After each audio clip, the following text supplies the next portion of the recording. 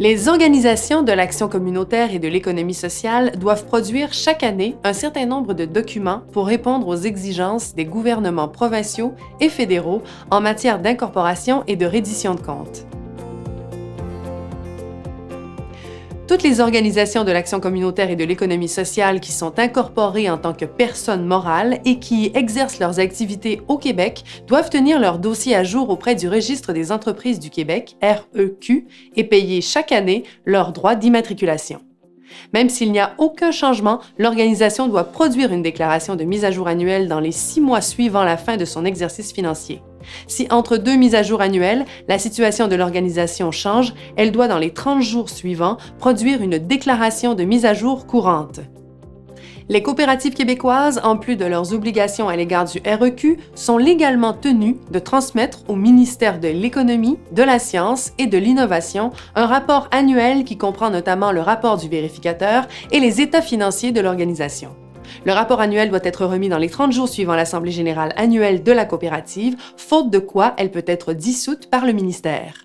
Par ailleurs, notons que les OBNL et les coopératives fédérales doivent déposer un rapport annuel à Corporation Canada dans les 60 jours suivant la date d'anniversaire de l'organisation, à défaut de quoi elles peuvent se voir dissoutes.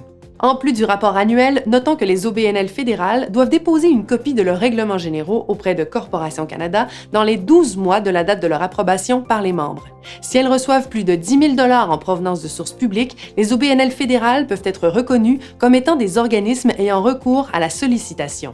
Le cas échéant, elles doivent déposer leurs états financiers auprès de Corporation Canada, et ce dans les 21 jours qui précèdent l'Assemblée générale annuelle des membres. Pour plus d'informations sur ces différentes obligations, on vous invite à visiter le site Internet de ces différents organismes gouvernementaux.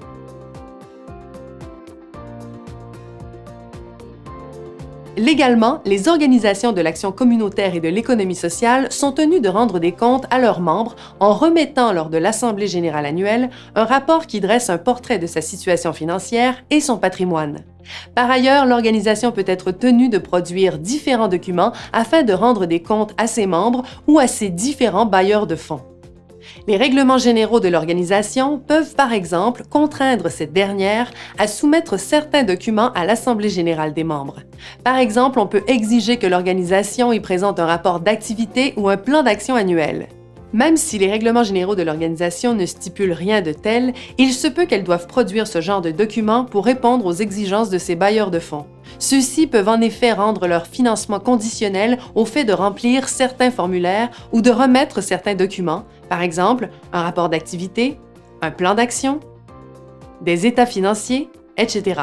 Il est donc important de s'informer adéquatement auprès de ceux-ci pour savoir quels sont les documents à produire dans le cadre de votre reddition de comptes.